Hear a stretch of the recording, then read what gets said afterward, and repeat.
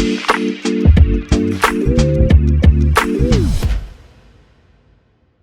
right, hello, and welcome back to another episode of the Chase Thomas Podcast, where I'm still the aforementioned Chase Thomas, coming to you live from Knoxville, Tennessee. Jon Tayler is back on the pod, one of my favorites, and one of the good folks who were not on last week because I was gone. I was busy getting married, going on my honeymoon, breaking my foot. It's been a little bit of time away, but John went to France, like all kinds of life changes in the last couple of weeks for you and I. Yeah, tons of stuff. I ate just big life stuff all the way around. What was the best thing you ate in France? Ooh, that's really tough.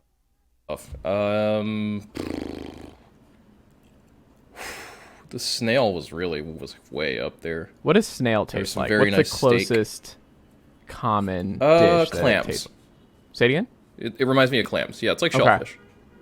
Which makes sense because it's just shellfish. But not gross. No, I really like it, especially because they douse it there in butter and garlic, so you really can't go wrong.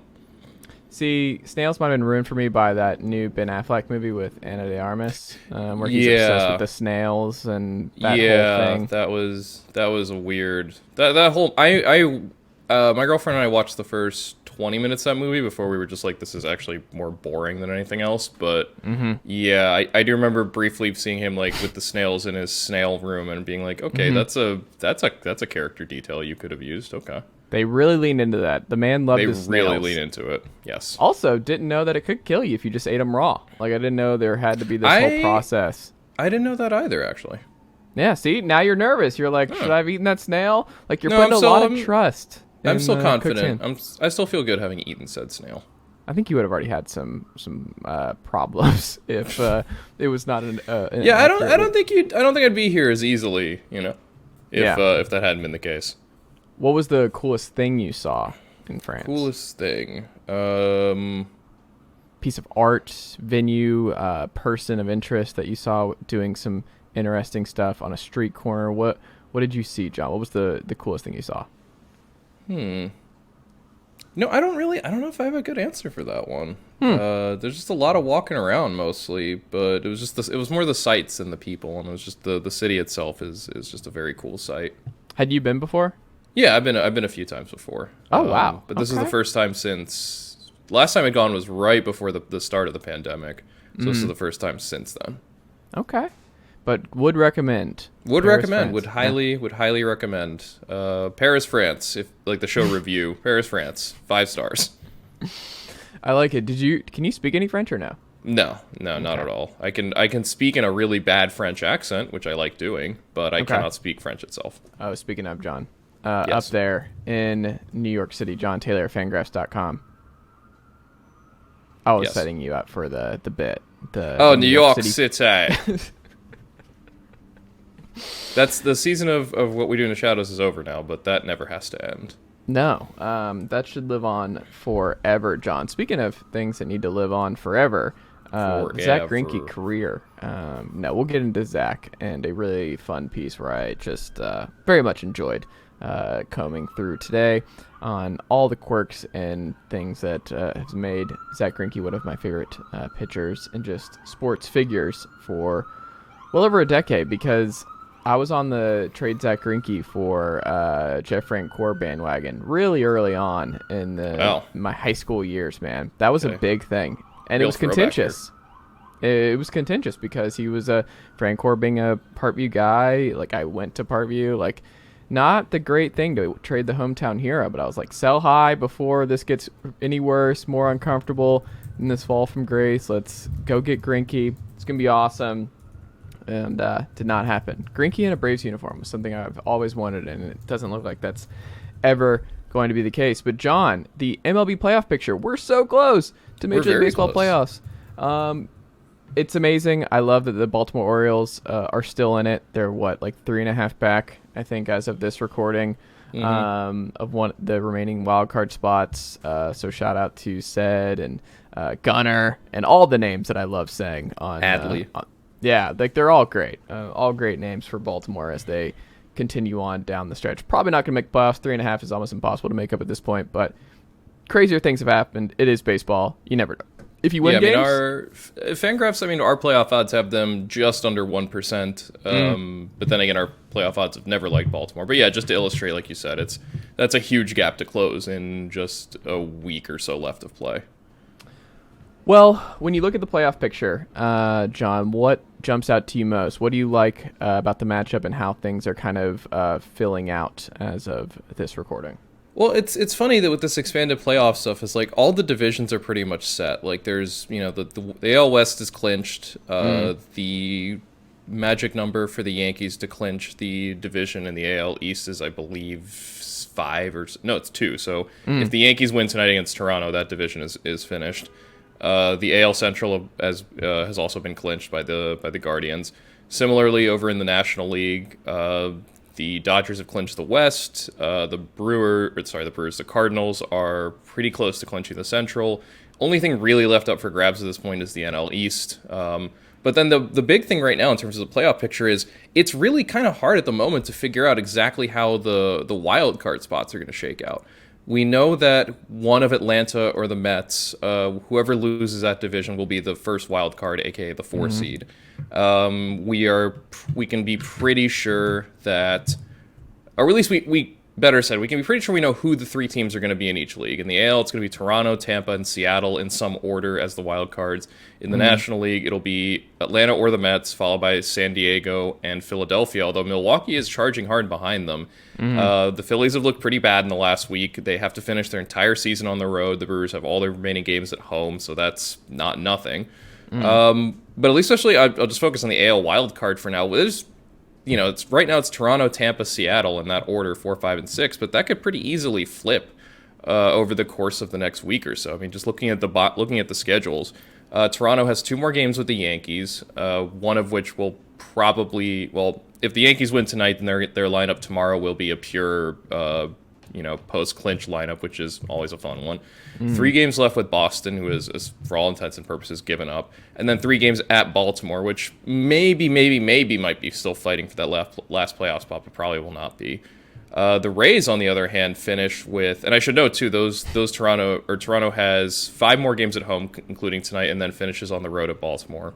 Tampa Bay has all 9 of its remaining games, starting with tonight against Cleveland on the road, 3 against Cleveland, 3 against Houston, 3 against Boston.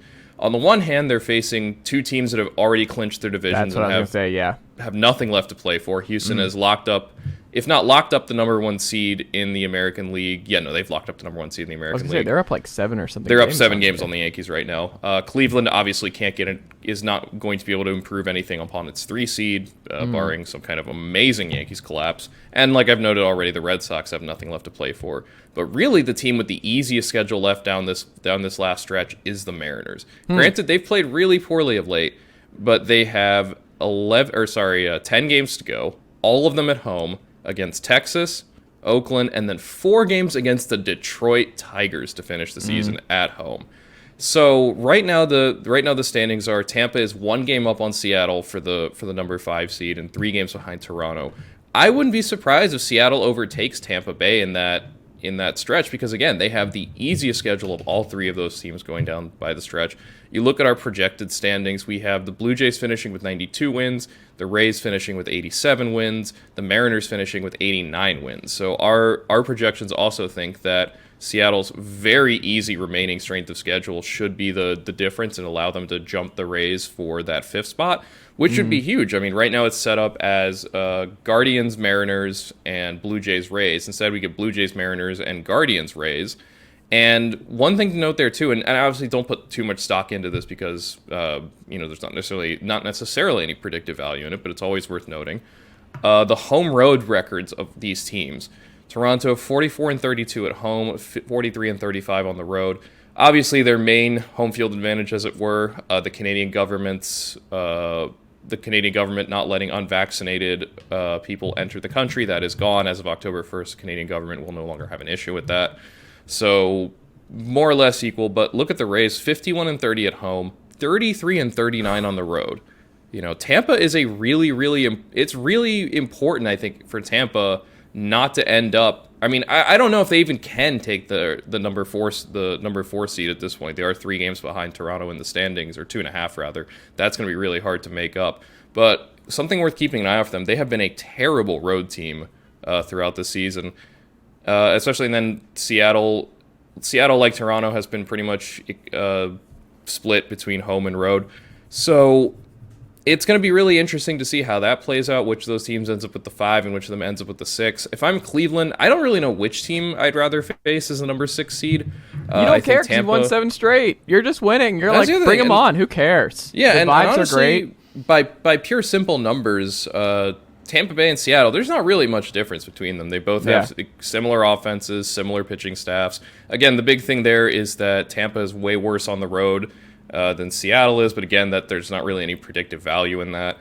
And like you said, they've won 7 straight, won 9 out of their last 10. They're surging at. I mean, there's always that question of, do you want to go into the playoffs hot, or does it really matter because the playoffs are essentially a total reset? But it certainly doesn't hurt to go into the playoffs hot, I don't think. Right. So that's something I'm keeping, or that's something I'm interested in. I also, just on a pure entertainment level, I think I'd rather have Toronto and Tampa Bay because I get the sense those two teams don't really like each other. And having that extra little bit of intra-divisional oomph always makes for kind of a nice play.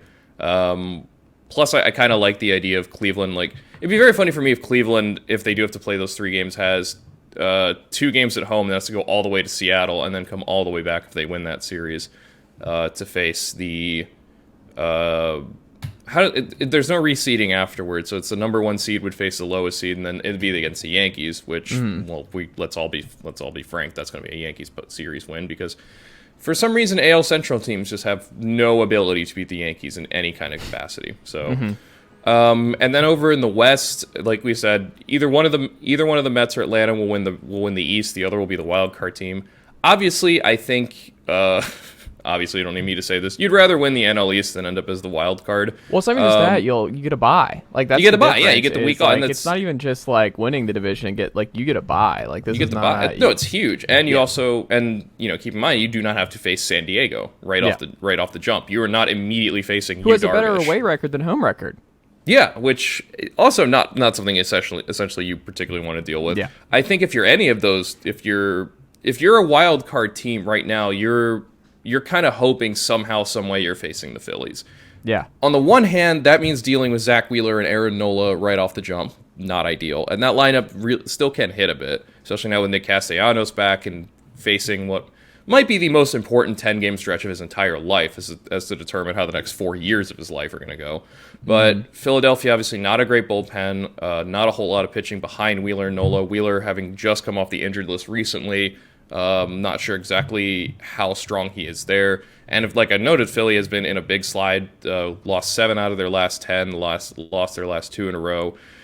So, yeah, and then of course there's a question of if they even make it at this point because they do have the Brewers charging up behind them. Philadelphia, and again, no predictive value, but still worth noting. Philadelphia, only a 500 team on the road, and that's all they've got left is road games left. Milwaukee, a much better team at home on the road, and their schedule is nothing but home games left.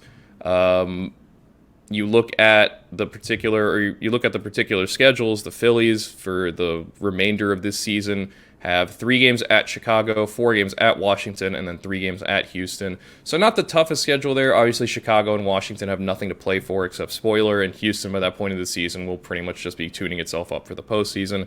Whereas Milwaukee, you take a look at their schedule. They are 1.5 games behind the Phillies right now with however many games they have left to play, 9, I believe. They wrap up their season with 2 against St. Louis, which St. Louis hasn't officially clinched the Central, but that one feels pretty well in hand.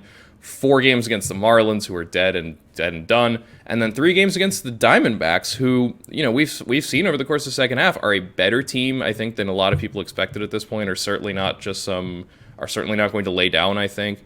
You look at our projections for what we expect going forward. We think the Phillies will finish with 89 wins. We think the Brewers will finish with 87. So it's going to be close down the stretch, and I can certainly see that flipping. But I think it's going to be a little tough for the Brewers to pull that off. The other thing is ahead of them, the Padres, we have projected to finish with 90 wins as opposed to 89. So as with the American League, those last 2 wild card spots I think are very, very variable and very up for grabs. So in terms of what I'd like to see, I don't know. I mean, I'd much rather see, I think, Philadelphia in the postseason than Milwaukee. I don't think Milwaukee is all that interesting a team ultimately, and the opportunity to see the Phillies do extremely Phillies things on the brightest possible stage is always appealing to me.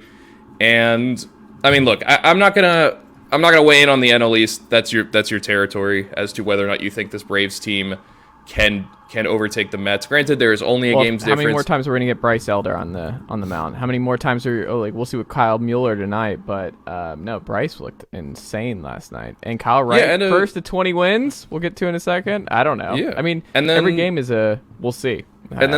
We should also note their schedules down the stretch. The Mets still have 8 games to go, 2 games against the Marlins, that enormous 3-game series at Atlanta that will decide the division one way or the other. And then the Mets finish with 3 games against the Nationals at home. So 5 of those 8 games will be at home. Aside from those games against Atlanta, the rest will be against losing intra-divisional squads. One thing to keep in mind with that Marlins series is, are they going to face Sandy Alcantara or not? I haven't looked at that particular schedule. That obviously would be a huge thing for the Mets if they can miss out on Alcantara, the almost certain NL Cy Young winner. Meanwhile, you look at the Braves the Braves rest of schedule, it's almost exactly the same. They have 2 more games at Washington to finish this series they're currently playing right now. Yes.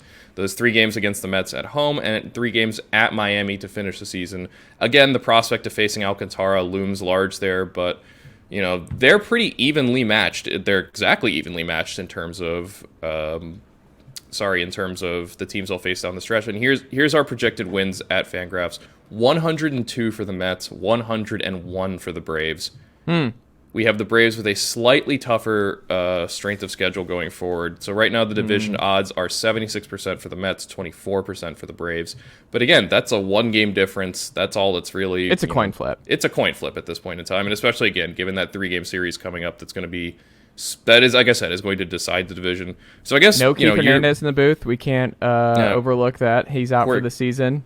Yeah, out for the season, parentheses, shoulder, close parentheses. That man saved his cellular device at his age over just his shoulder. Like, I love it. I would have... Look, get well soon, Keith. That's real gamer mentality right there. That is some real... I mean, as someone who just went through a wedding with a broken foot and no boot on, like, you gotta do what you gotta do. You have to do what you have to do. Grit. It just means more down here, John. You know that. You know. Yeah. Yes. Well, we'll see what ultimately happens, but I'm excited. It's the best of my year in baseball, and 100%. We're gonna see. But last thing on the playoff picture, it's not even really that. It's just the Guardians we talked about. Like, there's a really good angry analysis from the White Sox NBC affiliate. I don't know if you saw that video. I missed who it was who went off, and like the. I'm gonna guess if it involves White Sox coverage, it was Ozzie Guillen, who for some reason they continue to allow on that set. Okay. It wasn't Ozzie. I knew it was not Ozzie, but I'm trying to figure out who it was off the top of my head. But either way, he spent like 2 minutes talking about the difference coming into the year of Tony La Russa and what he told his team and what Terry Francona told his team going into the year. And like the difference in the managers, where both teams were thin, both teams needed some stuff to go right at the margins, both teams had some flaws, and you were like, well, if things go right, then maybe we can see it. But it was just the approach. And like, this was actually one of those divisions that may have actually been decided by just Francona being really good at his job and approaching the season in a much better way. And he probably deserves a lot of credit for the Guardians just never quitting and just winning this division when everyone was like trying not to pick the Guardians to win the division. And La Russa just having a really bad effect on this. And obviously we saw how this team played with Miguel Cairo, and like he probably should get the shot at being the manager next year. Based on what we've seen. I don't, especially coming off this season. It'd be one thing if La Russa were out sick at the end of the year and this team had been good under him. It's another thing when you, not only do they underperform, but you've also gotten a number of quotes from players, some named, some not, about how different the vibe feels without him there in a good way. I mean, I understand. Who could have foreseen this, John? I know, right? Whomst among us could have seen this not going well? Who outside of literally all of us? But again, it's I understand Jerry Reinsdorf is not going to make this decision based on logic, but there's absolutely no reason to keep La Russa around beyond this. He very clearly is not the guy who should be on the bench for that team. But yeah, I think this is something like you say, it's where it can come down to something like the managers, because ultimately these teams were a lot closer, I think, than a lot of people expected, and having that difference of a manager who is with the current game and is active and like functional. Even though Tito really has had some serious health problems this season, I'm not hoping necessarily, but I do wonder if this year will be his last year as well. Versus a manager in La Russa who quite literally at times was asleep at the wheel. I just can't see how Chicago goes forward with him. And also, players just like Francona. Like, it's clear that players love Tito. Yeah, and that matters at the very least. If you're wondering, like, Dusty Baker is another good example of this. Is just a good vibes and good manager, and it's a long season. It's a grind, and when we're still kind of trying to figure out how much managers really play a role into team success, it's little things like this where you're like, okay, if this was not Francona as a manager for the Guardians this year, and it was insert random manager here, you could see them not winning the division. You could see that margin of error of a couple of games where, like, Francona not even just pushing the right buttons, but just getting the most out of his guys, and the guys believing in him, and there just being a good camaraderie there. So kudos to the Guardians for pulling it off, and they're going to get a host of postseason series. They're, at the very least, we'll see who they get matched up with and how that all goes, but look, good season for the Guardians, and congrats to those fans right away. There you go. When you change the name, you win the division. People forget.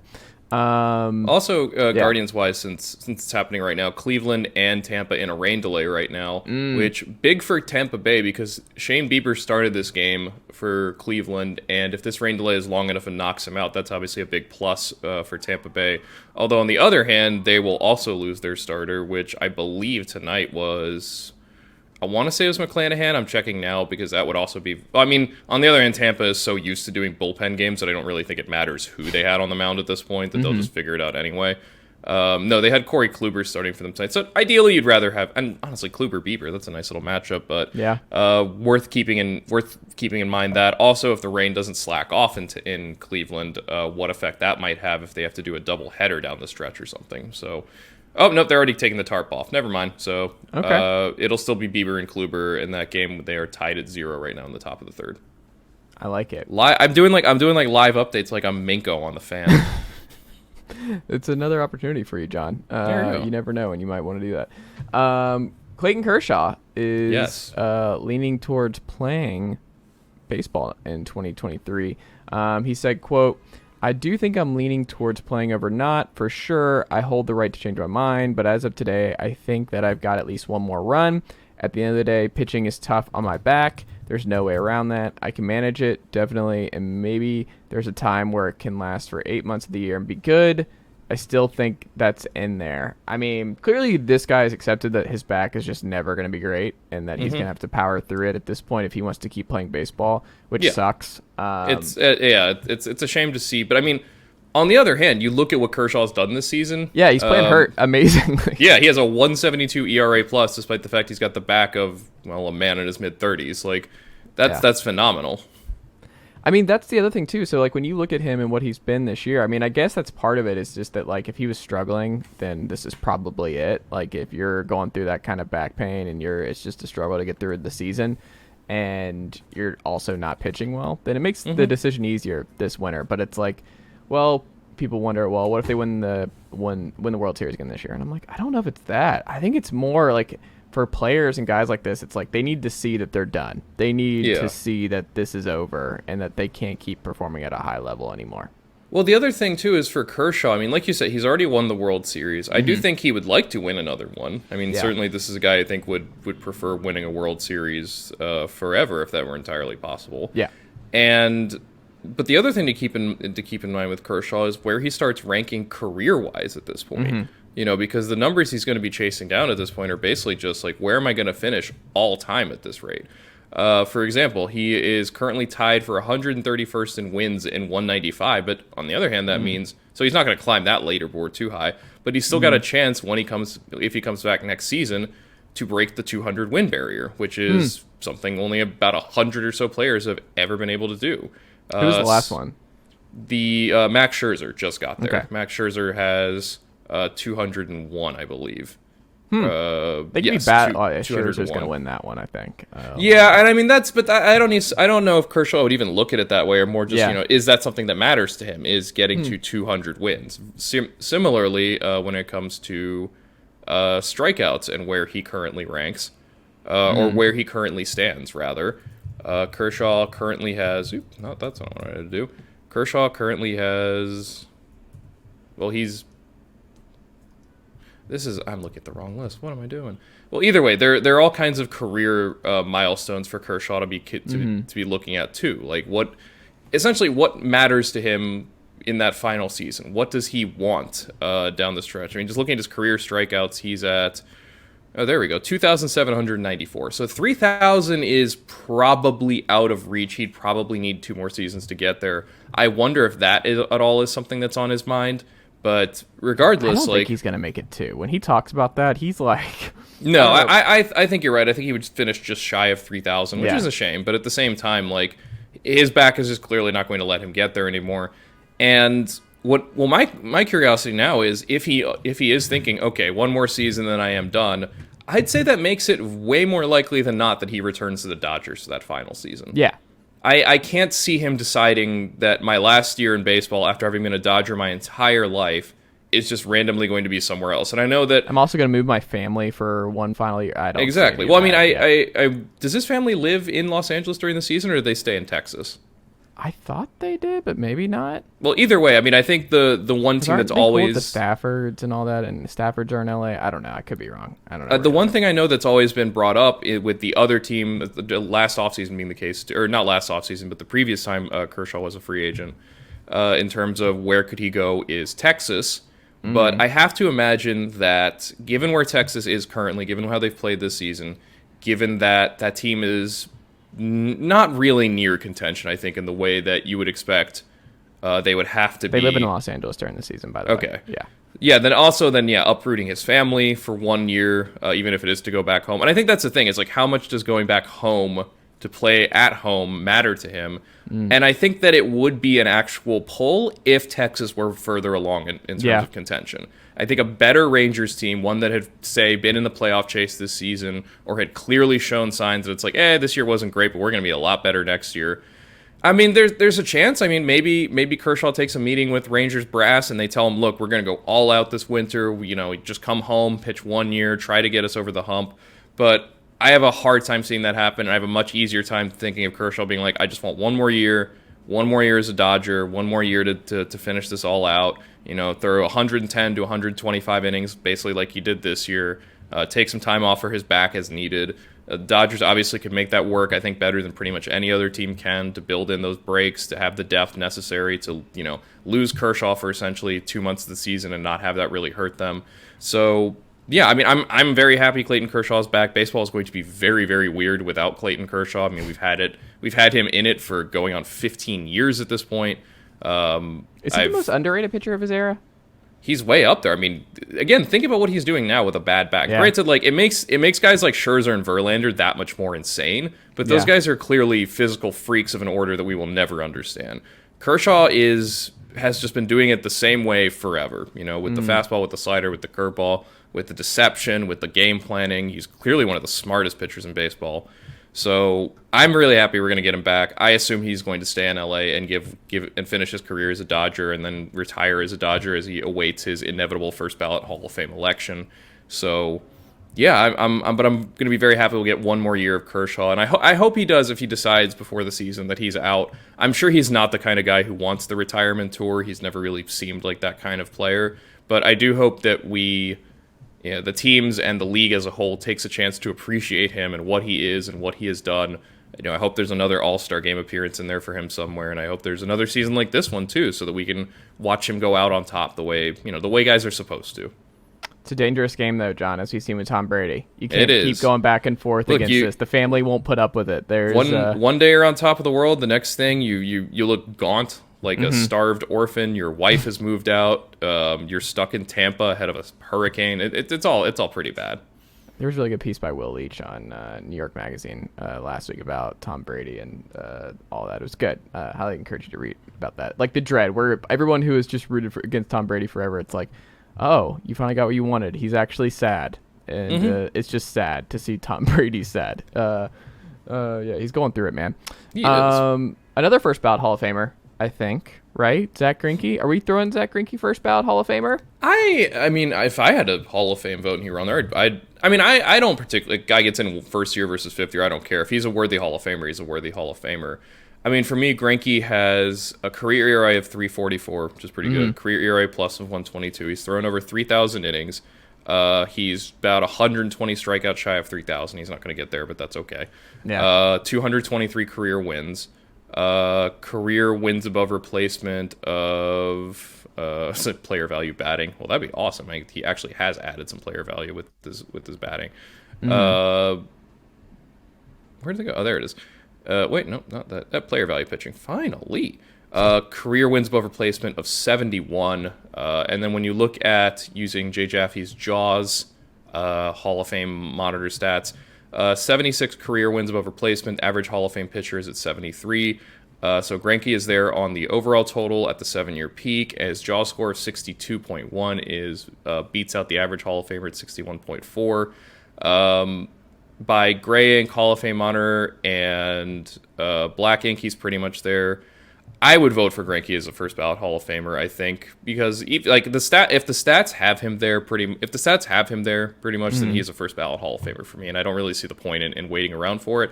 I also don't think too many writers are going to see Greinke as someone who needs to wait around. I think he's proven consistently that he is one of the best pitchers of his generation. Are we sure he goes? Are we sure he goes? Because I saw in the Athletic piece where he's going to buy, he's thinking about buying a 3,000-acre baseball training facility in Hawaii and, ask one of the players' wives to help. Are we sure we're going to get him out? He's just going to be hanging out with McConaughey at his Hawaii home, and he's just going to skip it. Are we sure he comes back for something like that? He's like, nah, I'm good. Y'all can just mail me whatever it is. I'm not going to say for sure that Greinke is done, but he's 38 years old. He'll be 39 in October. He wasn't able to stay particularly healthy this season. Last 2 years, the Royals are not good. They just got rid of Dayton Moore. So there's going to be a little bit of turnover there. He was basically league average this year after basically being league average last year. He does not get strikeouts anymore. He was never the biggest time strikeout guy, but he always used to, post decent numbers. Now we're talking about strikeout rates hovering in the 5 and the 6. It's a Changming Wong zone. That is a name I have not heard in a long time. Let's remember some guys. Yeah. I can very easily. I mean, but the thing with Greinke is no one ever knows what he's going to do in any capacity whatsoever. I had kind of figured him returning to Kansas City was just to be able to go out the way he came in, and that meant something to him was to be a Royal on the way out. It's very funny to think that he's almost certainly going to go into the Hall of Fame as a Kansas City Royal, which is just a hoot to think about. He has spent the majority of his career in Kansas City. I guess that's tough. I mean, it's been Kansas. Well, think about it this way. Here are the 6 teams that Zack Greinke has pitched for in his career. Ooh, can I guess? Yes, actually, try it. I want to see if you can guess. I'm guaranteed there's one team here you're not going to get. Royals? Yes. Astros? Yes. Did he pitch to the Rangers? No. Okay. Don't think he's from Royals, from Florida. Astros. Hold on. Royals, Astros, Diamondbacks, Brewers. Yep.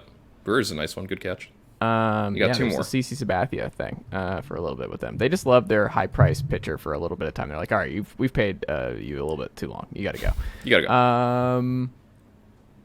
How many have I named? You've named 4. You've got 2 to go. Do I really have 2 left? You have 2 left. Dodgers. Yep.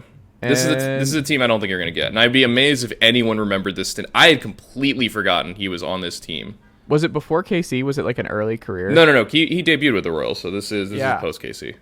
Oh my God, he was on another team outside of this? Let me think. Who am I forgetting here? Who am I forgetting? Was it? He wasn't a Cub ever, was he? Nope. Who is it? The Los Angeles Angels. Oh, I had no recollection of him on the Angels. I had forgotten that the Brewers traded him there at the 2012 deadline. Oh, my goodness. Gene Segura, Johnny Helweg, and Ariel Pena. Wow. I completely forgot he was an Angel. Yeah, because 2012 was a walk year for him, and Milwaukee I don't think was any good that year. Just a half season, then he signed with the Dodgers. That's wild. Okay, I do remember him okay. That, man. Zach Greinke, what a career. I mean, also, the quote in this, everyone should go read this in The Athletic. All kinds of great ones. I'm going to read a couple, if that's okay. Sure. From some look, I am never going to complain about Zach Greinke quotes or Zach Greinke oral history. Have you read this whole piece, John? I have not. It came out while I was out of the country, so I haven't had a chance to read it. Okay, I'm going to give you some highlights here. Yeah, okay.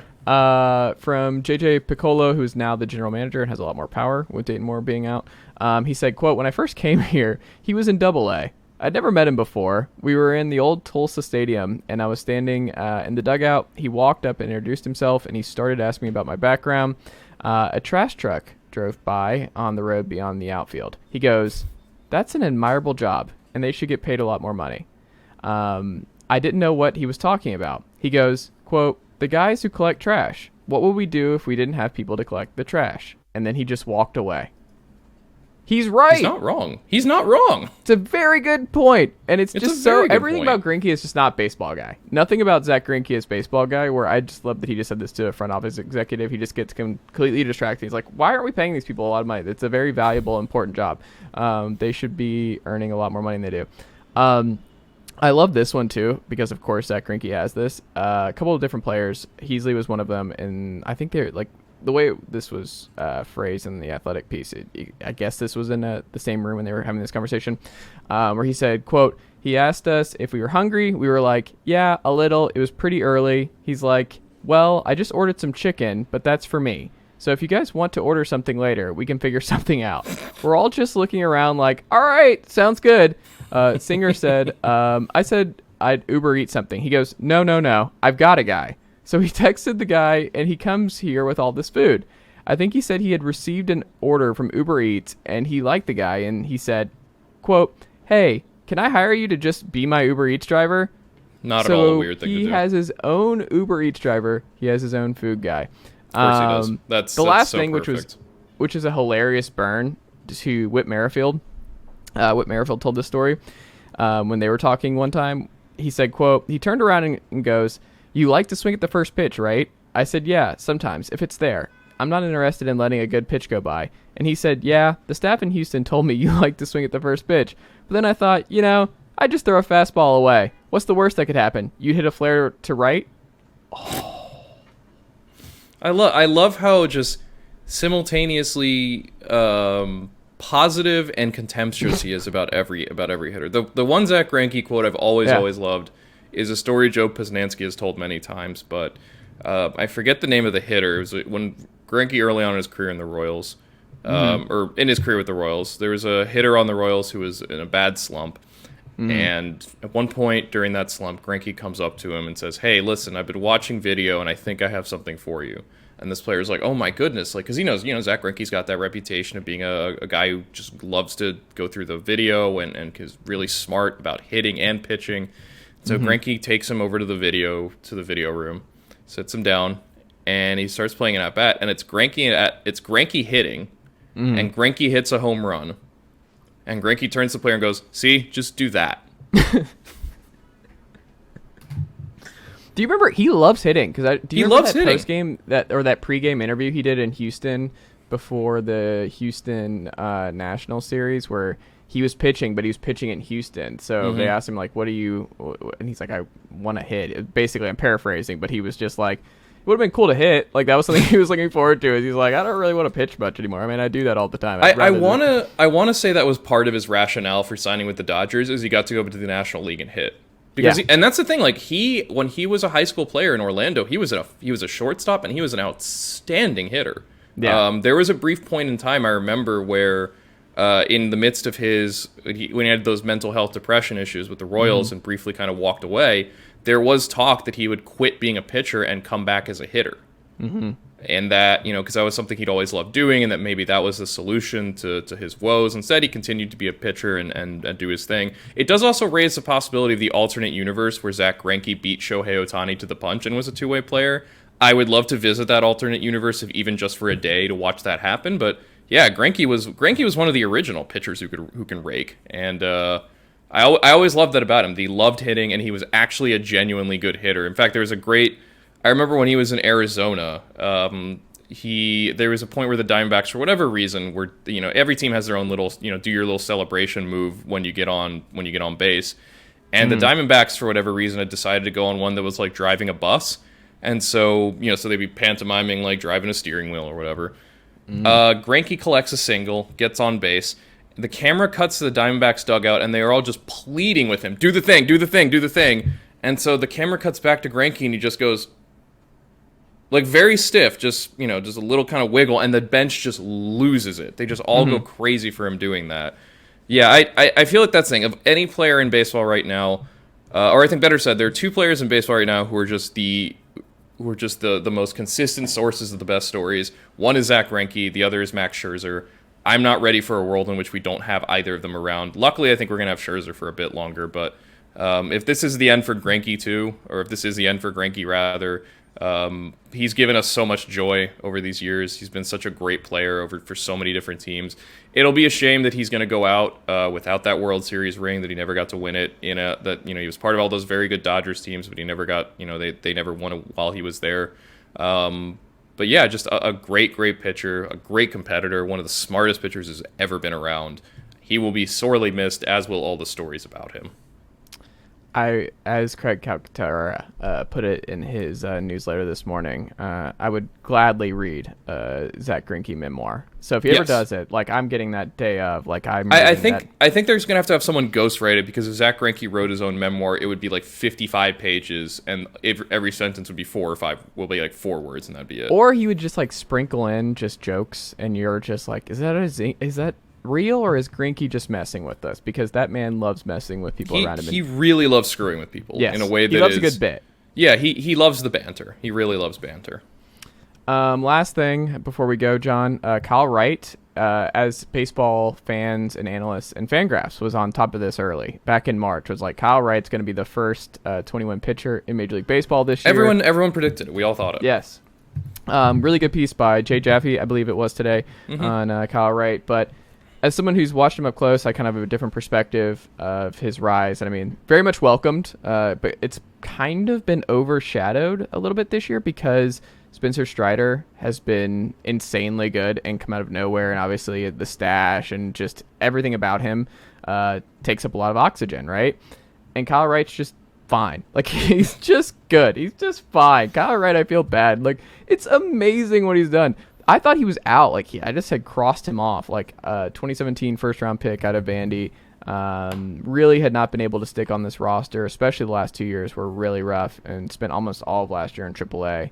I don't know. I just did not see the Kyle Wright stuff working out here. Like, he'd probably need to be part of a trade, and maybe he works out somewhere else, but did not see him being like, oh, he's just going to be an important playoff arm for the Braves and a starter for this team for the foreseeable future. But what did you make of the piece and Kyle Wright's season from afar, John? Yeah, and I think you're right. There was no real reason to expect anything out of Kyle Wright this season. All we had seen of him on the Braves was a dude who had a crazy pedigree, but a fastball that got launched into the atmosphere every time around. It's just, for a guy who threw pretty hard, his four-seamer was just an awful, awful pitch. I remember seeing that during the postseason, just watching him throw fastballs that were just center cut, nothing special about them, no particularly nice movement, just getting launched all over the place, and thinking, yeah, it's like, Kyle, buddy, that's just not going to work. Like, you need to do something different. You need to try something different.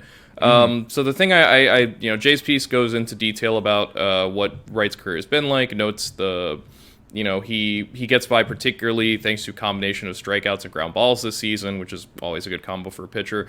Makes a note that it's probably not going to happen because he's going to throw more than 4 2/3 innings in his final start unless something weird happens.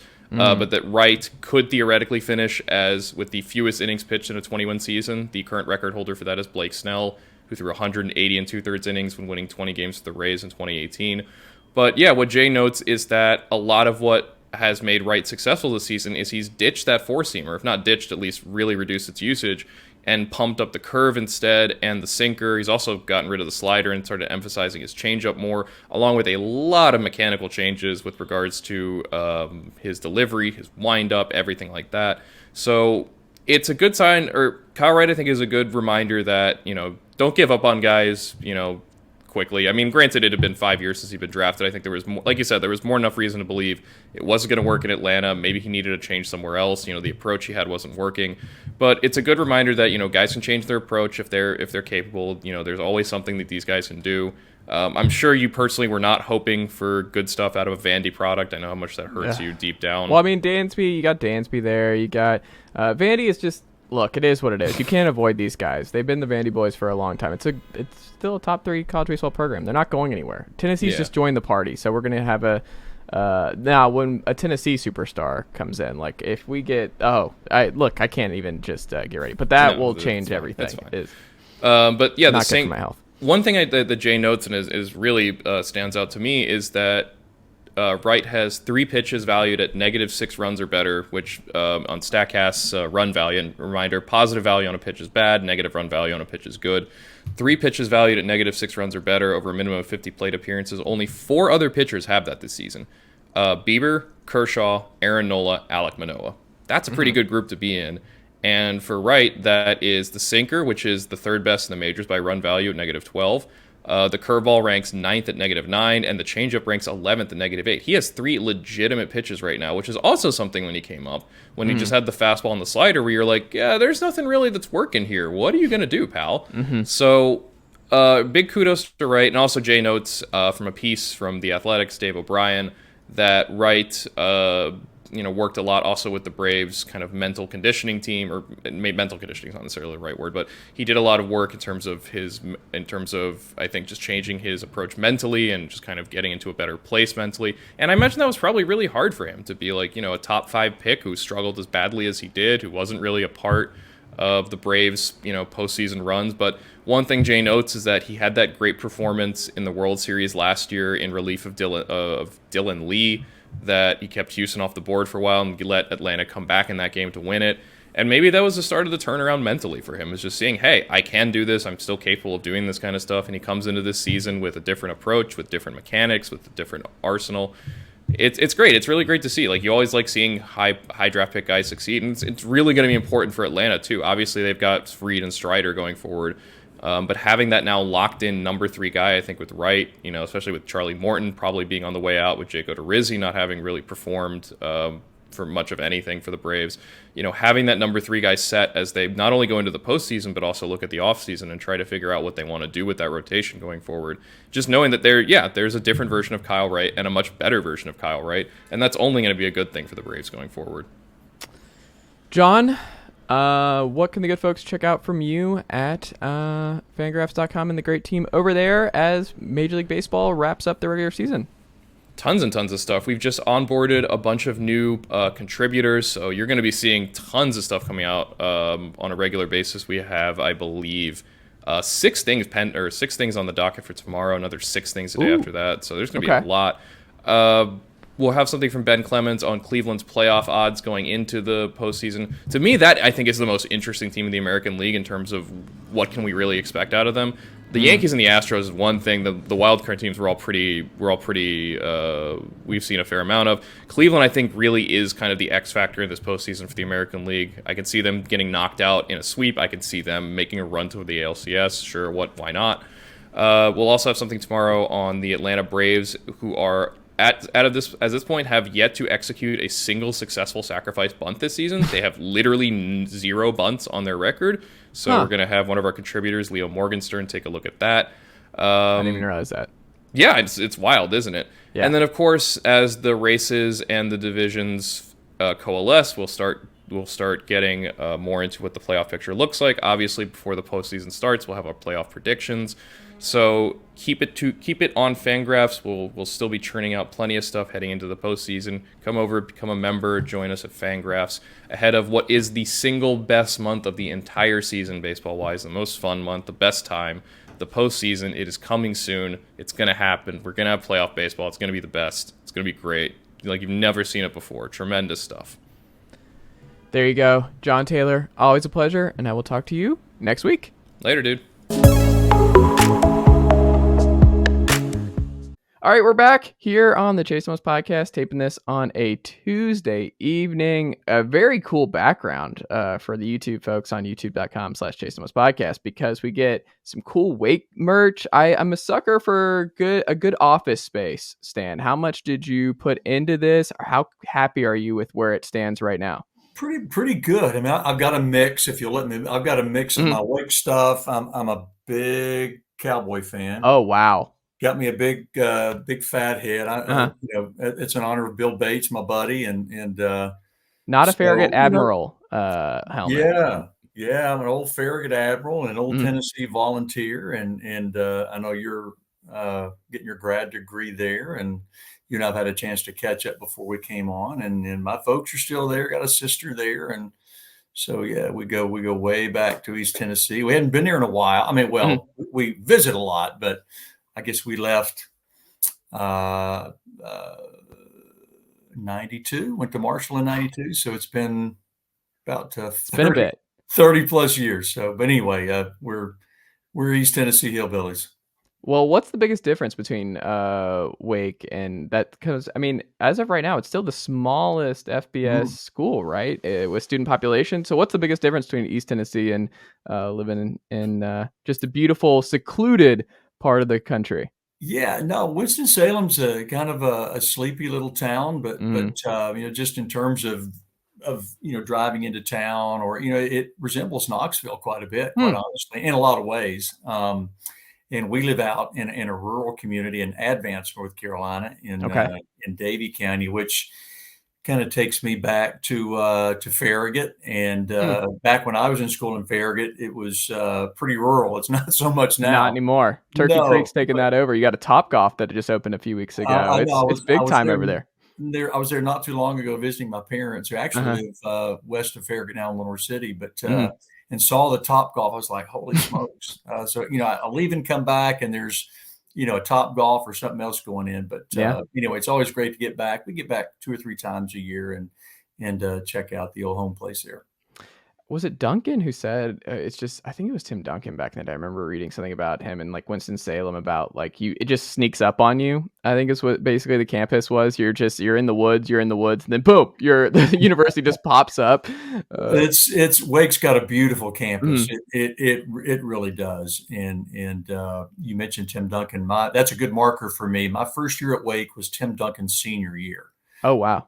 So that was the 96-97 athletic year. So 27 years ago, this athletic year. So we've been here a long time. But it again, in a lot of ways resembles the East Tennessee area. So that's all good.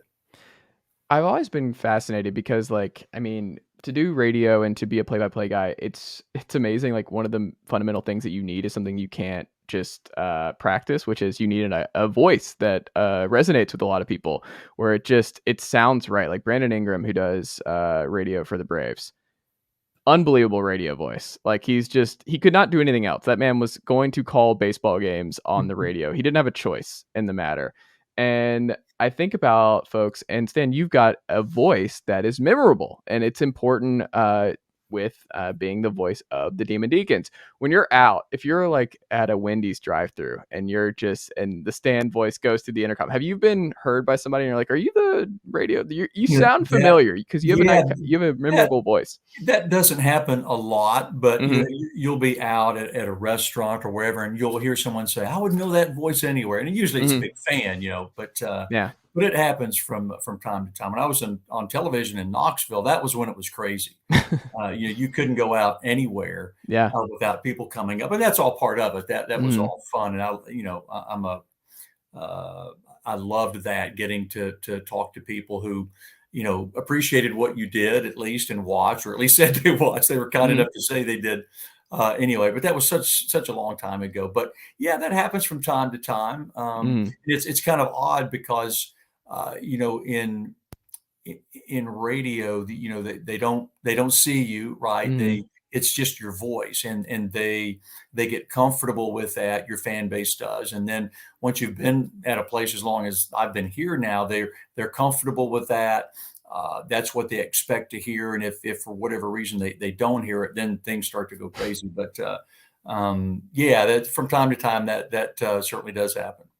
How long did it take for you to get comfortable with being the play-by-play voice of the Demon Deacons? How long did it take for you to like really settle in and get used to just the You know, job itself? that's a good question. Not that long because the Hmm. people here were so welcoming. I just wrote a letter to Coach Dave Odom, who was Hmm. the basketball coach when I first got here. I'd come off a couple of ACC titles with Tim Duncan Hmm. and crew, and it's his 80th birthday soon. Oh wow. And yeah, the former SID at Wake Forest, John Justice, contacted a lot of folks and said, "Hey, we're trying to get some notes and cards and letters, things like that, collected, and wanted to ask you to write a note to Dave Odom." And one of the things that wrote to Dave in my letter to him was how welcoming he was to me. And I remember when I was trying to get the radio job here, I was at Marshall doing radio Mm. with the Thundering Herd. Uh, and I went to a camp he was conducting in Lynchburg at Lynchburg College, a girls' camp in the summer. Took a tape and a resume and said, "Hey, I'm trying to get the job was open and at Wake Forest." And he took time out of his camp, sat down with me for about an hour. Mm. He said, "Look, this is an important position. It's one that I'm very interested in, and I want to make sure we get the right person." And but he sat with me and peppered me with questions, and we talked and just had a good time. And not long thereafter, I got the job. Now I'm not sure if Dave helped me with that or not, but he Hmm. certainly didn't hurt me. But right out of the chute, Chase, he was just so friendly and warm and welcoming, and the whole community was that way, quite honestly. Hmm. So it didn't take that long. And I'd been doing radio for a long time, about 12 years at Carson Newman, and then 4 at Marshall.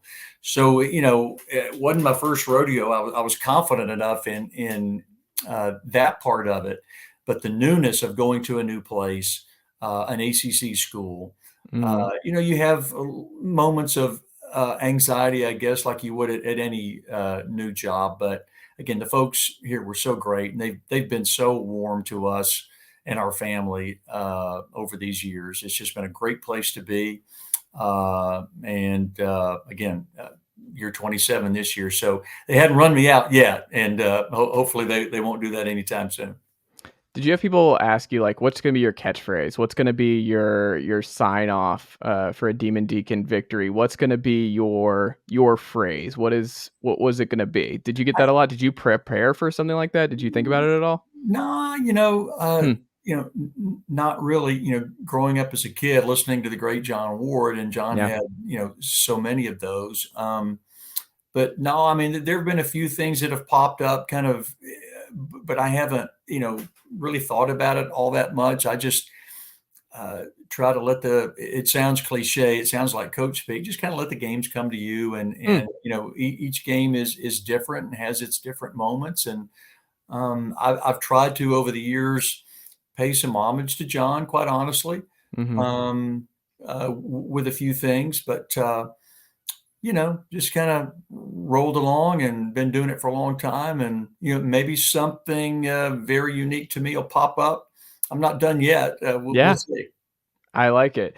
When you look at the game and with what actually happened with Wake over the weekend, Wake had a big contest against Clemson, and going in, just in the back of your mind, I mean, I'm sure this was something that you were probably thinking when Clemson goes up 14-0, is you're like, oh, here we go again. Like the last 4 years, here we go again. Big moment on ACC, on ABC at noon, and you're like, okay, I've seen this story before. You've seen this the last 4 years. You've called these games the last 4 years.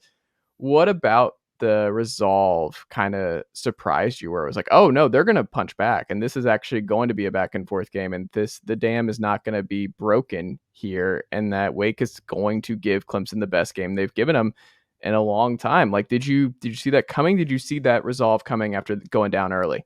Felt pretty good about the Deacs going into the game. Hmm. Both the Tigers and the Deacs were ranked, and it's only the third time that's ever happened.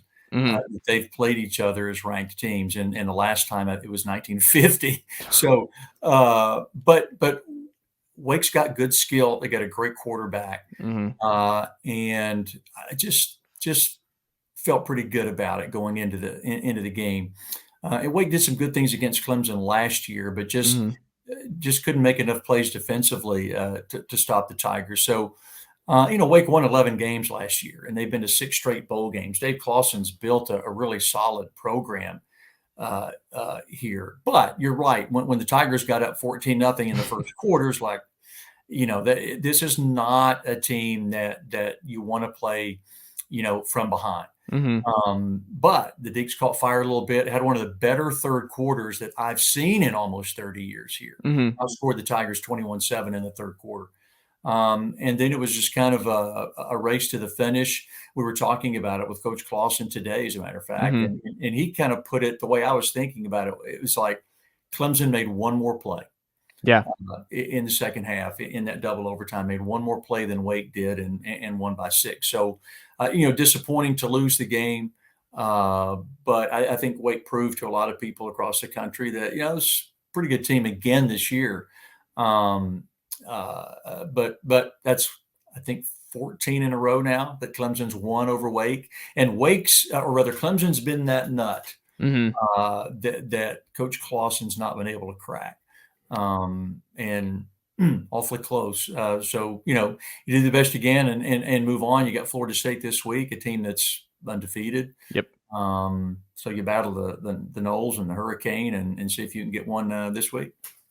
Before we get into Florida State, who popped for you in this one? Like, with your notes and your pregame, and where you thought this was going to be an area where Wake they're going to have the advantage against Clemson. This person or this position group or this area is going to have the upper hand that I'm going to watch for. Was there someone was there just a position group that popped in this game that you did not see coming?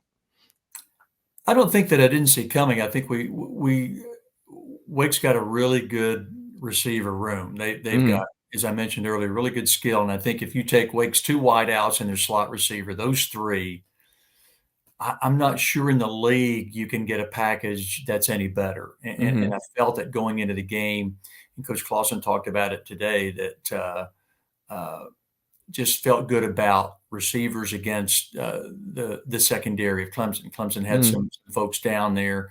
And Sam Hartman had 6 touchdown passes, school record. So by the ACC too, right? Yeah. So it was just one of those days where, it was a home game, it was sellout, good weather, just felt Wake was going to play well. You always feel that Clemson's going to play well. Yeah. Just something about it. I felt good about it, good enough about it to think that, ball bounces Wake's way a couple times, they could win the game, and not quite, almost though.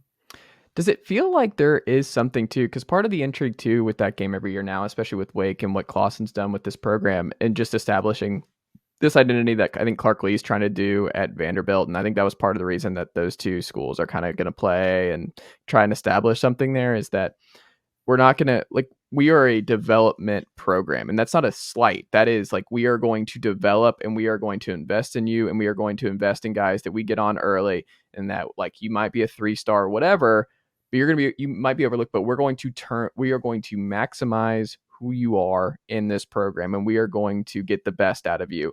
And then Clemson on the flip side is just that they could have some injuries, but it's they have 4-star, 5-star on 5-star. There is a complete different way and different mindset between these 2 programs, and both have been extremely successful in the last 4 years, the last 6 years really, with Clawson, and it's just a complete different thing. Do you get the sense that Clawson and the Wake Forest team sees this game as just that it feels like a movie almost, with the underdogs versus the haves and the have-nots in terms of just the star rankings, which a lot more goes into that they probably should, but it does feel like there is to that, because you see the build up all week of Clemson has this many they've signed as many 4-stars in one class that Wake Forest had in 6 years or whatever. I forgot the exact stat, but I wonder, is that something that Wake is cognizant of the week of? Well, I think you're right in that, and Dave Clawson has said very publicly and openly that this is a developmental program. That we're going to have to recruit different types of kids than Clemson and North Carolina, some of the other places are in our league. And what we're going to have to do is take those kids and develop them, keep them here. Wake's going to win with, over the course of time, depth and experience. And, Wake will get a kid, and by the time he leaves here, he will have developed into a pretty good football player. And if we can get enough of those, if we can get enough of those, and they've really done the last 3-4 years a really good job in recruiting. And it's difficult at Wake Forest. I mean, number one, you got to find a guy that can get in school at Wake, and not only get in school but stay in school.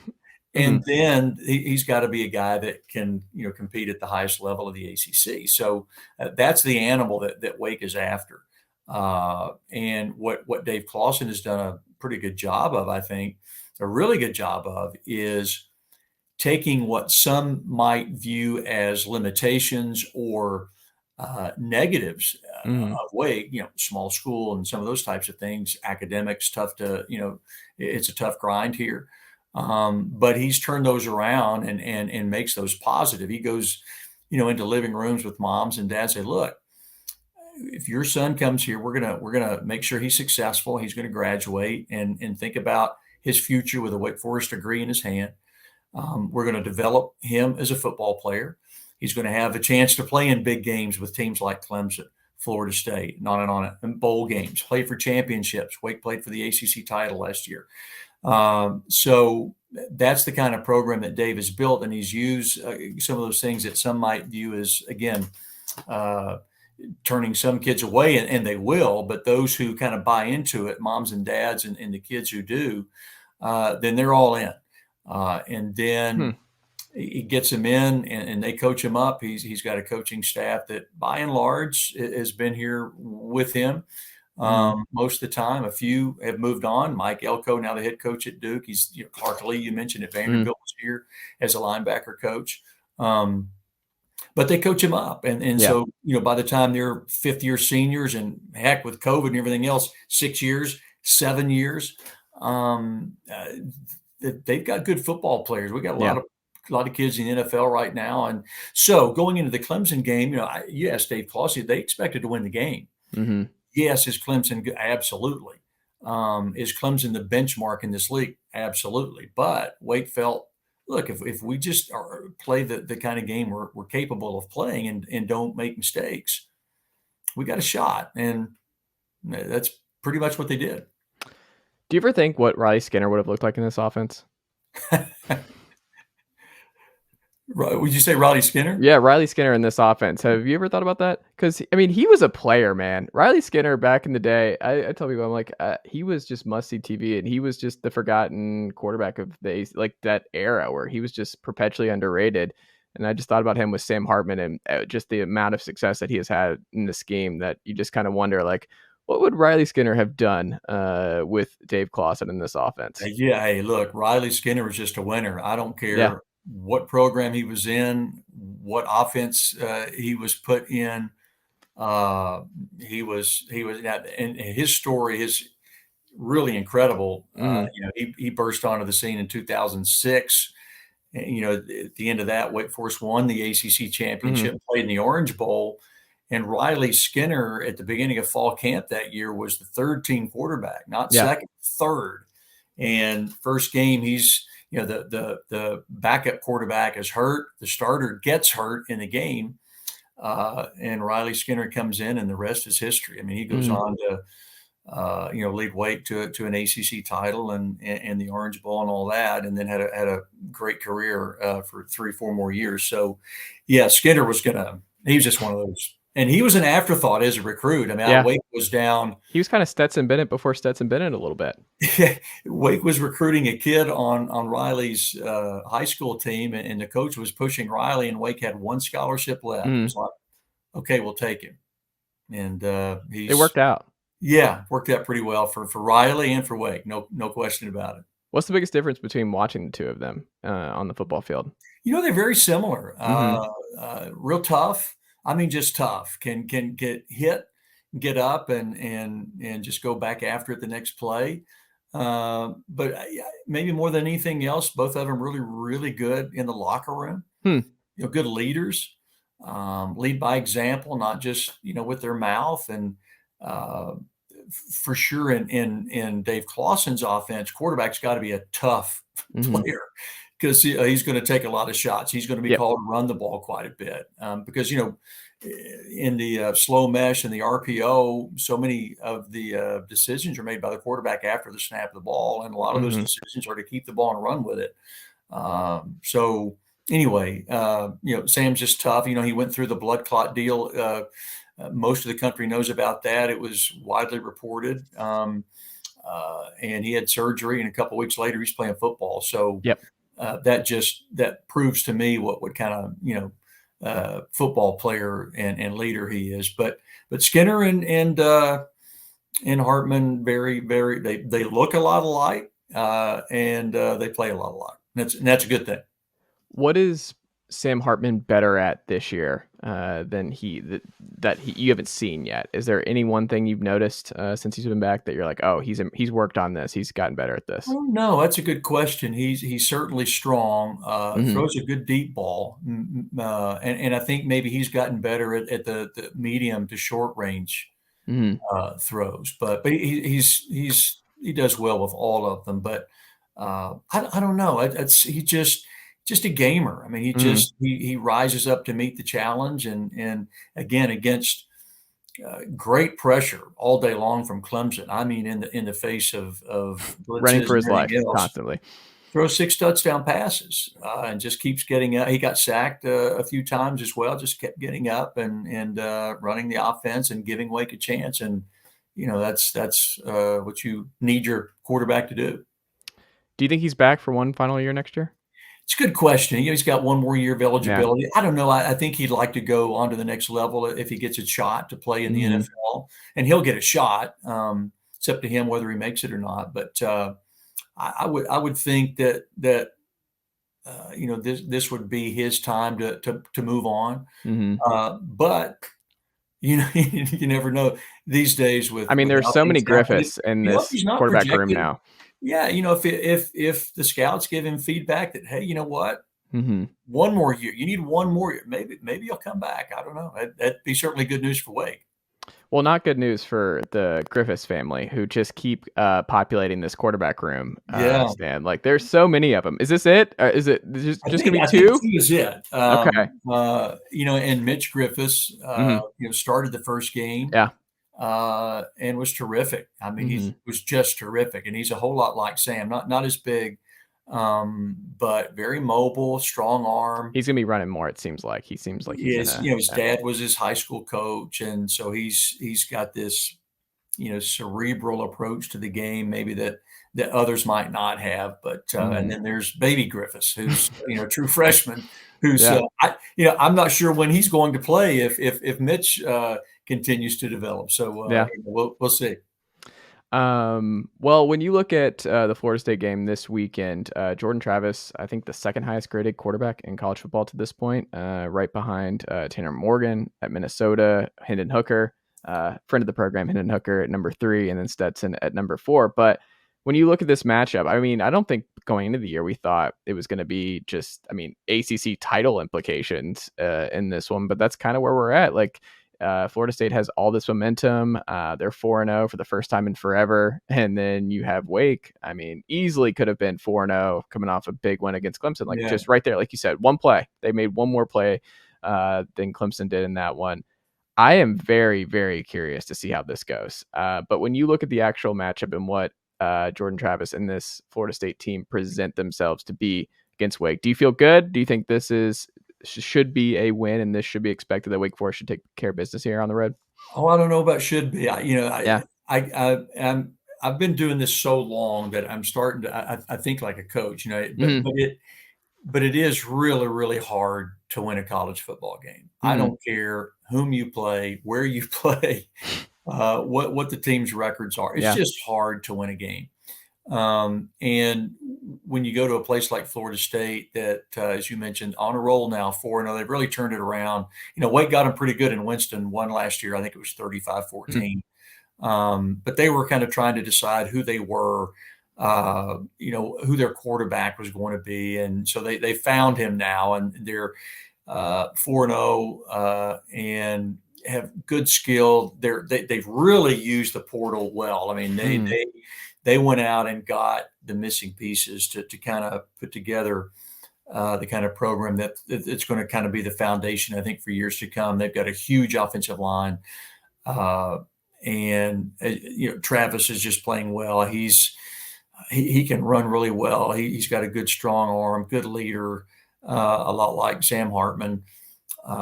It's just a well-rounded program, good kicking game and all that kind of good stuff. And they're in Tallahassee. So, they're ranked. Wake's ranked. I think it's going to should be a good game. Wake has played pretty well away from Winston-Salem.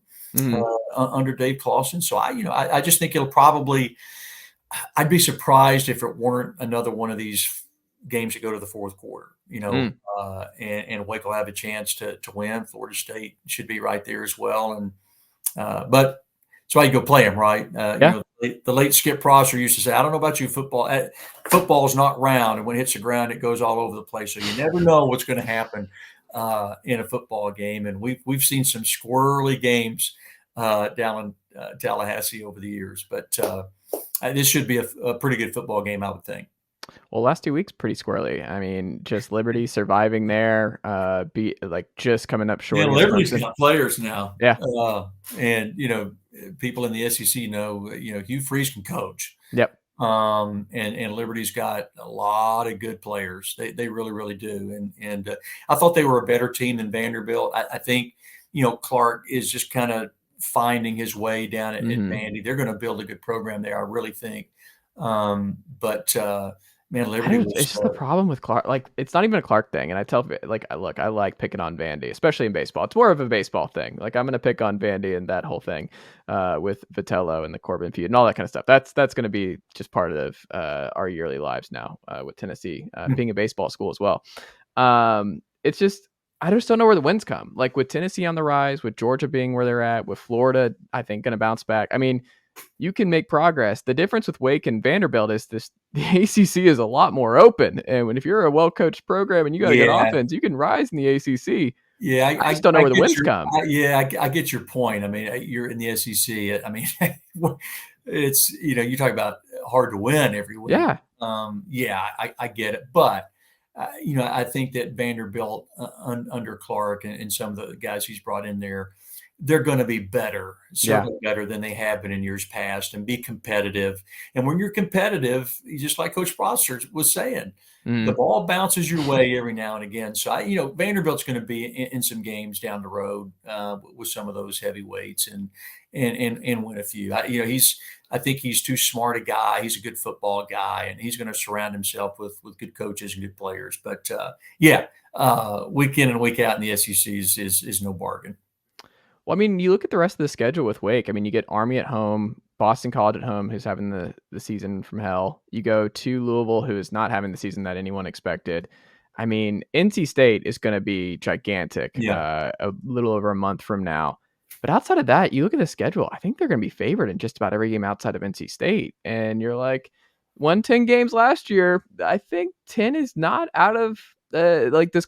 I'm sure Clawson's like, I don't even want to touch that one. I'm not thinking 10 wins in ACC title game. But the schedule's there. Dave won't go there. Like I say, 11-3 last year. Don't know if you can get 11 this year, but you can definitely get 10. Wake's going to have a chance to win some games, but at the same time, Wake's going to have a chance to lose those games as well. So you got to go out every week and get it done. There's more coach speak for you. There you go. But that's where Wake's program is right now. They're going to have a chance to win. And that's been kind of Wake's deal over the history of the program, not able to sustain consistency. And I think that's where Dave Clawson really has settled in with his Deeks right now, that they're favored to win more times than not now. So tip of the cap to him and what he's built here. Last thing we'll go. Your favorite game in your Wake tenure that you've called is what? Wow. Well, my early days here, some of the weeks, I just wondered, is Wake going to ever be able to, have a chance to play for a championship? And that 2006 year, when Wake came out of nowhere, I mean, in August, the media picked Wake to finish last, and Wake won the ACC title that year and played in the Orange Bowl, which was, I mean, here we are getting ready to kick off the Orange Bowl, and Arnold Palmer's down on the field representing Wake Forest. Muhammad Ali is representing Louisville, and the place was packed. It was a great night, and just had a moment to kind of sit back and say, wow, Wake actually did make it, right? So the ACC title game was pretty cool back in 2006, but the Orange Bowl, even though Wake didn't win the game, it was just a spectacle. I think there were some estimates of about 45,000 Wake Forest fans there. Wow. Wake Stadium doesn't hold 45,000. Yeah. So it was, a monumental moment for Wake Forest in the history of its football program, and it was one of those games that I will never forget. And there have been some memorable ones here, a lot of fun ones, some wins over Clemson, some wins over Florida State, and all those types of schools. So, but 2006 was a pretty special year. Last year against Pittsburgh, the ACC title game was, anytime you play for a championship, it's fun, right? But to actually win it like the Deacons did in 2006, Carolina hadn't done it, NC State hadn't done it, Duke hadn't done it. Wake's the last Carolina school to win an ACC title in football. So the Deacons hold that over the other Big Four schools in the state, and they should. That's part of it. I mean, it's been a great year for North Carolina football, though. App State, you go up and down the list. I mean, it's a good time to be a North Carolina football fan. Mike Elko's got, he was the defensive coordinator under Dave Clawson here at Wake Forest for a while. He's the head coach at Duke now, and he's got the Devils turned around. NC State's a really, really good team. Of course, we know what Matt Brown's done at North Carolina. So, the Tar Heel State's loaded with football now, and not just ACC schools, too. Yep. Appalachian up the road, even though, it lost last week, but certainly has had some headlines this year and others as well. So it's pretty good football around here. Yeah, Adam had a friend of the pod. Adam Witten had a good call on the what are they called? Not Hail Mary 2. It was something like that, though. What did they call it? Miracle on the Mountain. Miracle on the Mountain. Yeah, something like that. Yeah, I think it was Miracle on the Mountain 2. For some reason, I think it happened before. I don't know. I don't remember the first time it happened, but it was number 2. Some crazy game with Michigan or something. Of course, I don't know if that was a Miracle on the Mountain because I wasn't at home. It wasn't on the mountain. That was at Michigan. Yeah, but that certainly was a miracle. Maybe miracle. I don't know. It's so weird when the stuff you remember. Like, I remember exactly where I was when I heard that Michigan lost to App State on the block field goal, where I'm coming back from a high school football tournament, Corky Kell Classic. They do it every year in Atlanta at the Georgia Dome, which is no longer there. And riding back with my dad after the game, and we just turn on the radio, and this is before smartphones and all that, and you're just like losing your mind. Like, no way did App State beat Michigan. It was just I will never forget like just the confusion and all of that in the car. I don't remember where I was. I remember the shockwave across college football when that happened, and but that's that's why you play every game. Yep. And that's what makes college football such a great sport. Those things happen, not every week, but you never know what you're going to see. So that's why you tee it up and go. And that's why you book Akron and you give Army the boot because Tennessee wanted no part of that before Florida weekend, and who can blame them? You guys get them up close, which last year was an insanely fun game. Like Army, man, Jeff Monken is so good at his job. Wake had to score 70 plus just to win the game. My goodness, it was crazy. And so Army comes into town next week, and they're doing things a little bit different now, but still, when you play the service academies, you better buckle it up. It's a different week of practice. Like it's tough. It's hard. Yeah. Stan, what can the good folks check out from you this week? How do they support the Wake Forest program and everything that you've got going on with Learfield and everything else? Well, we just it's a privilege to do what we do, and thanks to technology, people can listen to us anywhere in the world, on a Wake Forest Game Day app or the Varsity app. GoDeeks.com. And the craziest thing, in a basketball game a couple of years ago, I got a tweet that I looked at during a commercial break, and a guy was listening to us in Rwanda. Huh. So, things have changed these last 30 years in the ways that people can consume what we do. And it's that way, that's how I listen to Tennessee games. I listen on the app, listen to Bob Kessling and that crew all the time, and the Vol Network. And it's, it's an amazing opportunity that all fans of college sports have. So we just appreciate people listening and hope they continue to do so and enjoy what we do. And for those Wake fans around the world, I'll, say go Deeks, and let's see if we can get those Seminoles this week. There you go. Stan, thank you so much for making the time. We'll have to check back in again soon. Would love to, Chase. Thank you.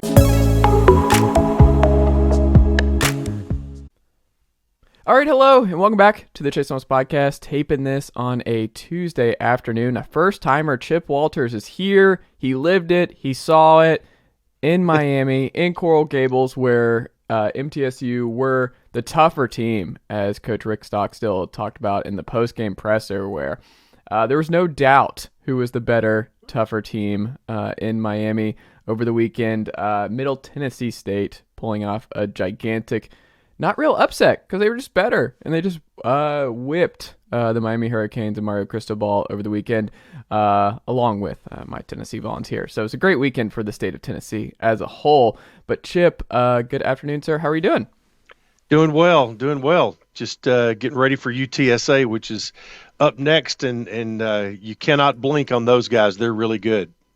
Absolutely. Wilson's team is the Roadrunners, man. They're a lot of fun, and that's a really good program at the moment. So we'll talk about that in a second. But coming in, I'm always curious when I talk to different coaches, especially like I talk to a lot of high school coaches here in Tennessee and stuff, and college coaches, and there seems to be this predominant belief that, like, going into the week, they have an inkling. If they're like, when you talk to them after the fact, where they're like, we like this matchup, we feel good about this, the national folks don't really see this, but we've seen the film and we're like, we think we have a real shot at this. Did you get the sense leading up to the Miami game that a lot of people were not aware that, like, hey, MTSU likes where they're at and they could really pull this off? Well, I have the opportunity every Monday. I'm around Coach Stock a couple of times. I'm there for his weekly press conference, and also we do his coaches show on Monday night. But then on Thursdays, I hang out for a little bit with the coordinators, with Scott Schaefer on defense and Mitch Stewart on offense. And there was I'm not sure that they ever gave me the inkling that there were things they liked, but they never gave me the inkling that there was anything that they were really afraid of. I think on the offensive side, I think when Miami came out and just tried to play man-to-man coverage all night, and that comes with some bravado, that I think our coordinator, Mitch Stewart, and his offensive staff looked at that and started licking their chops, because we may not have the biggest, tallest group of receivers in the country, although we're bigger this year than we have been. We've got some incredible speed, and you've got a couple of guys with unbelievable football IQ.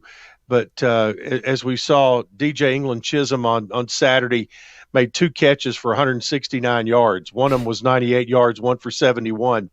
But he is and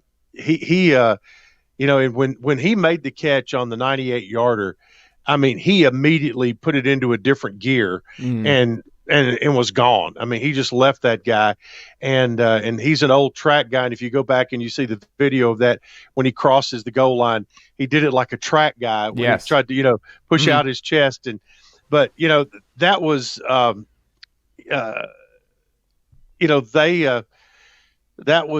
it was an exciting night. And I don't think that, our guys, we've played anywhere and everywhere we've been asked. And over the years, we've played everybody in the SEC except Auburn. But so going somewhere in a big stadium, in big NFL stadiums, not intimidating our guys. And I think the mindset of kids is different these days too. I don't think they know any better sometimes, that, hey, you're not supposed to go down there. That just doesn't affect them anymore. So, they went in, felt good about themselves. Our defense has been playing really well. And when the game got started, and and this is the third week in a row that Middle's had either a defensive score or a special teams touchdown in the first quarter, which kind of set the tone and rejuvenated that confidence level. And in this case with Miami, Middle intercepted Tyler Van Dyke's first two passes, and here's the guy that was, preseason All ACC. So, if there was anything lacking, the defense, restored that immediately, like on the, second or third play of the game when they got a pick that ended up with 3 points, and then Zaylen Wood got the pick six. So it was like went from 0-0 to 10-0 in a heartbeat. Did you feel like they were built to just keep Miami down for the majority of the game? Because you're up 17-3 after the first quarter. Did you think that, okay, we have the pieces and the bodies to be able to sit on this and win this? Well, and that goes back to Frank Peasant, who is the starting running back for Middle. One of the real bugaboos, even last year's team that won the Bahamas Bowl had is they really, struggled to have something consistent in the run game. Well, now for 3 weeks in a row, you've had Peasant, who went for 92 at Colorado State, 122 against Tennessee State, and then came back with 74 against Miami. And Chase Cunningham has been effective in the run game with quarterback draws, things like that. And so they have not been devastating people with their run game, but they have had enough of a run game that people have had to stay honest and cover it. And so I think once that got going, the one thing that, once when they made the change and they brought Garcia in and he immediately took them down the field, it was like, oh, okay, we're going to have to make a stop here somewhere. And as that game got into the fourth quarter, Miami they were down 14, had the ball 4th and goal at the 1 or 1.5, and they throw the ball to the tight end who was covered well, comes up incomplete.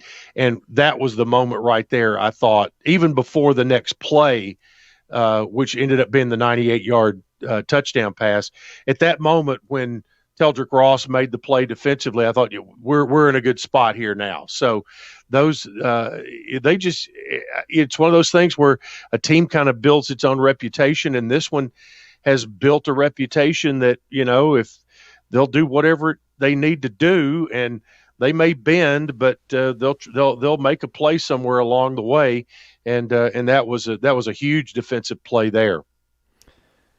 It's interesting, too. I mean, James Madison, still yet to lose an FBS football game. The only undefeated college football FBS team They're undefeated history. in FBS all time. Exactly. So, as an FBS member, and that was, their first game against us. Yep. And, gosh, boy, they're good. They are really, really good.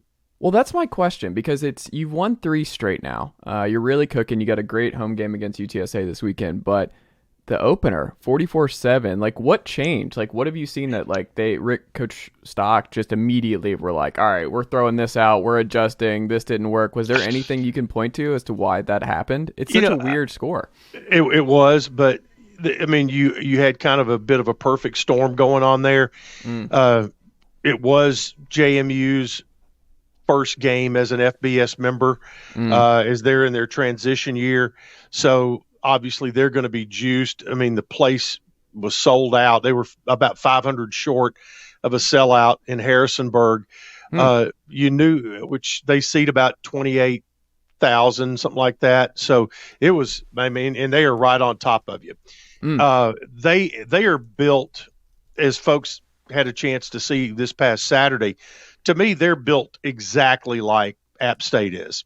And their coach, Coach Signetti, I mean, he is a real believer in the run game, real believer in playing toughness, and which most coaches are. But he's the head coach there. His brother is the I think the offensive coordinator at Pitt. Yeah. And so there's a lot of similarities in the way they kind of go about their business. So and I think Middle, I don't think we kind of went into a shell early a little bit, and with Mitch Stewart being the new offensive coordinator, it seemed like he was kind of getting he'd seen his guys in practice, in fall camp, but I think he really kind of got a feel for what they were doing in, what he had by watching the game. And, after the first game, he also said, he goes, I got to simplify this down. I'm asking them to do a little too much. And then they came right back and did simplify things at Colorado State. And the X factor at James Madison against Middle's defense was Todd Centeio, their quarterback. He just made every right decision. He runs very effectively, and so that's one more guy you've got to cover in the run game, and Middle just did not do a good job that day, and got back to something more they were a little more used to with Colorado State the next week, and from then on they've played well, and again, like I said, in the JMU game, did not make a big defensive play early. JMU kind of took it to Middle, and it kind of ended up kind of avalanching a little bit as that one went on. But in the next 3 games, they've made that big defensive or special teams play early, and it seems like it has, bolstered the confidence for the rest of the game. Was that your favorite game, the Miami game? Was that your favorite game to call in your career? Oh my gosh! It's up there.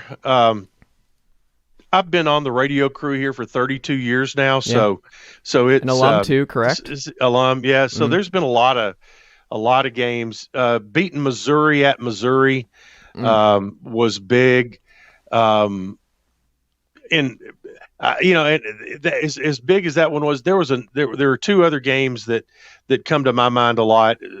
About 10 years ago, we went to Georgia Tech and just absolutely slapped them around, and that came out of. We had a really good running back who they just couldn't handle that day, and that one is up there. Middle had a streak of where they beat Vanderbilt 3 straight, and the first of those was the first time that Middle had beaten Vanderbilt in 50 years, and it was the first time they played in about 50 years, as a matter of fact. And that night at Vanderbilt Stadium, over half the place was full of Middle people. And the way that they won it, close ball game, Middle had it. We had a running back by the name of DeJuan Hicks who had a 3rd and 8 and just kind of, he just shed tacklers and picked up about 30 yards on a run down to the 10, and then Wes Counts, who was the quarterback, ran a naked bootleg that took the lead from 5 to 12, put it out of reach at the end of the ball game. That was in like our 2nd or 3rd year of being 1A or FBS, and that one just carried so much significance especially in our local area, that one's always going to be remembered. But Miami, you can, whether they deserve to be ranked or not, they were, and that's always going to be the first one ever. And like Coach Stock said, he's been quoted several times since then. He said it really is fun to do things that people don't think you're able to do, and that's what they did. And they kind of go about their business with a little bit of that kind of chip on their shoulder all the time. We'll end on this. What do you think with Coach Stock? What do you know about him, and what do you think when you read national folks talk about this team and where they're going and the building? What do you think that people get wrong about Coach Stock? That he cares. There's so much. The folks who are the naysayers, they tend to focus on that, he's got a good contract, and that kind of thing. But the thing that has stunned me is, and I shouldn't say it stunned me, but that the guys who played for him love him, and they come back, they call him all the time. He's very, very good to his former players. But it's kind of interesting. We've had kind of a couple of eras of players. Boots Donnelly was coach here for 20 years, and his players are very loyal to him, and as well as as fans of the program. But I think sometimes people, I don't know if they understand what a good guy he is, and that he does care, and that when if they don't win a championship, which that's one of the things that people put on him. Well, he hadn't won a conference championship, and we've been in the championship game once in Conference USA, but that's something that they want, and I think that they may not understand that he wants it just as much as they do. Hey, I mean, Kevin Beard, I always forget how to pronounce his name. Byard, yeah.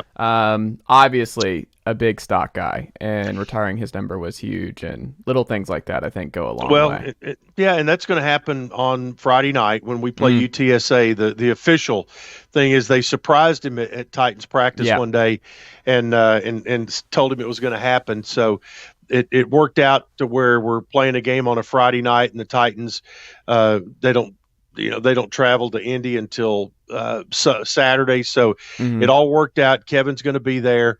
I think a lot of his teammates are coming because he's such a team guy. And last week, he made the two biggest defensive plays in the Titans win when he got the interception and then batted the ball down on the 2-point conversion. He's just an awesome guy. And you think about the other guys that have gone on to the league or gone on to whatever they've done in life, they're all big stock guys for sure. Chip, this has been great. Thank you so much for making the time today. What can the good folks check out from you across MTSU or support the program this week? Well, just my Twitter is @ChooseChip, and because I am a realtor as well, so those in Tennessee, call me up if you need some real estate stuff. But I think just kind of follow this team and the social media for @MT_football, whether it's Instagram or @MT_FB. So that they're they put out a lot of good content. So they continue to follow that. We'll be on CBS Sports Network, like we said, on Friday night, but wherever you are, you can catch our broadcast on the Varsity Network app. If you haven't downloaded that, if you're a football fan, you need to do that. Or if you're a fan of college sports, that's one that's put out by Learfield. It's absolutely free in any Learfield school, and there's about 200 of them.